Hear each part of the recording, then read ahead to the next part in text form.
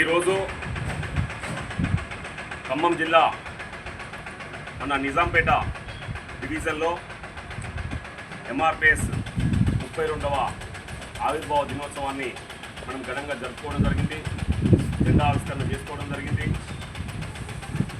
ఆ తర్వాత ఈరోజు పద్మశ్రీ మందాకృష్ణ మాదిగన్న గారి ఆదేశాల మేరకు మరి మధ్యాహ్నం కార్యక్రమంలో అన్నగారు తీసుకోవాల్సిన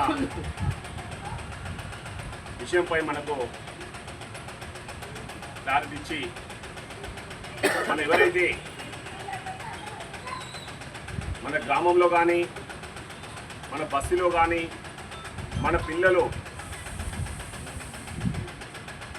అన్ని వర్గాలకు సంబంధించిన పిల్లలు ఎవరైతే 10th ఇంటర్మీడియట్లో ఫస్ట్ క్లాస్ మార్కులు వచ్చిన విద్యార్థులను మనం సన్మానం చేసుకోవాలని అన్నగారు ఆదేశాలు ఇవ్వడం జరిగింది. ఆ ఆదేశంలో భాగంగానే మనం ఈరోజు నిజాంపేట బస్సులో ఈ యొక్క కార్యక్రమం నిర్వహించుకుంటున్నాం.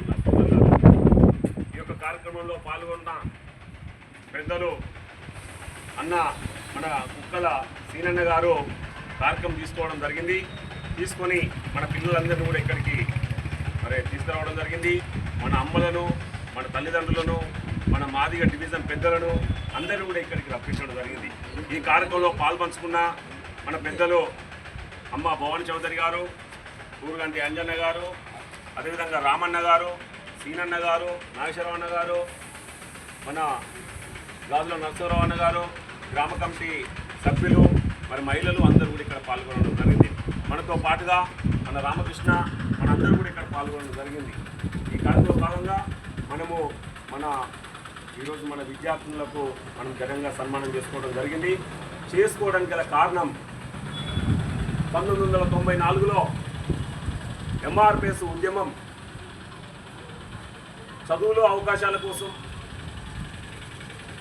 ఉద్యోగాలలో అవకాశాల కోసం, రాజకీయ అవకాశాల కోసం, ప్రభుత్వ పథకాలలో అవకాశం కోసము కృష్ణమాదిగన్న గారు మరి ఎవరి వాటా వారికి చెందాలనే విధంగా బాబాసాహెబ్ అంబేద్కర్ గారు మరి మనకు ఇచ్చిన మన ఫలితాన్ని బాబాసాహెబ్ అంబేద్కర్ గారు మనకి ఇచ్చిన ఏదైతే ఉమ్మడి రిజర్వేషన్స్ ఉన్నాయో ఆ రిజర్వేషన్స్ను మన కులాల వారీగా ఎవరి జనాభా ఎంత ఉంటే అంతే వాటా పొందాలనే విధానాన్ని మరి కృష్ణమాదిగన్న గారు 30 సంవత్సరాలు పోరాటం చేసి మనం సాధించి పెట్టడం జరిగింది. నా సోదరులారా, ఎందుకోసం మరి మనం అందరం కూడా 15% ఉంటే మన మాదిగ వాళ్లకు, సింధు వాళ్లకు, దక్కలి వాళ్లకు, యానాది వాళ్లకు ఎవరు కూడా మరి ఉద్యోగాలు వచ్చేది కావు.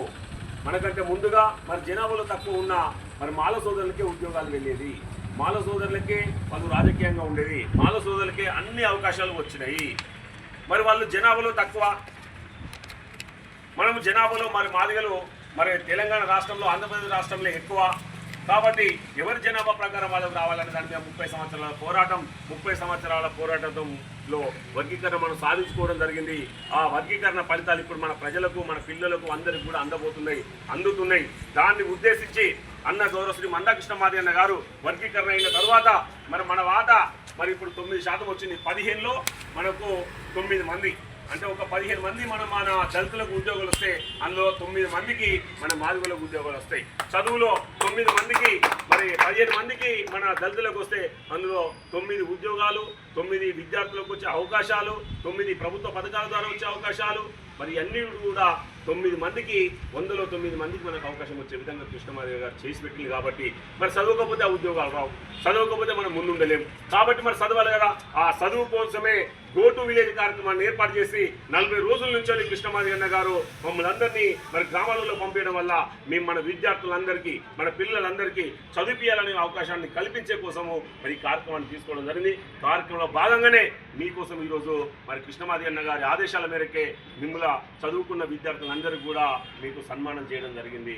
అందులో భాగంగా మీరు ఇంగ్లీష్ మాట్లాడుతుంటే మాకు సంతోషం అనిపిస్తుంది, మీరు ఇంగ్లీష్లో చెప్తుంటే మాకు ఆనంద భాషలు వస్తుంది. ఎందుకంటే మా పిల్లలు ఈరోజు ఇంగ్లీష్ మాట్లాడుతున్నారు, మా పిల్లలు ఇంగ్లీష్లో ఇంత చక్కగా మాట్లాడుతున్నారు, మా పిల్లలు ఇంగ్లీష్లో ఇట్లా చెప్తుంటే మాకు చాలా సంతోషం అనిపిస్తుంది. డాక్టర్ బాబాసాహెబ్ అంబేద్కర్ గారు ఇంగ్లీష్లో మాట్లాడడం వల్లనే, డాక్టర్ బాబాసాహెబ్ అంబేద్కర్ గారు అన్ని భాషలు మాట్లాడడం వల్ల ఈరోజు భారతదేశానికి రాజ్యాంగం రచించి ఈరోజు మనకు అందించడం జరిగింది.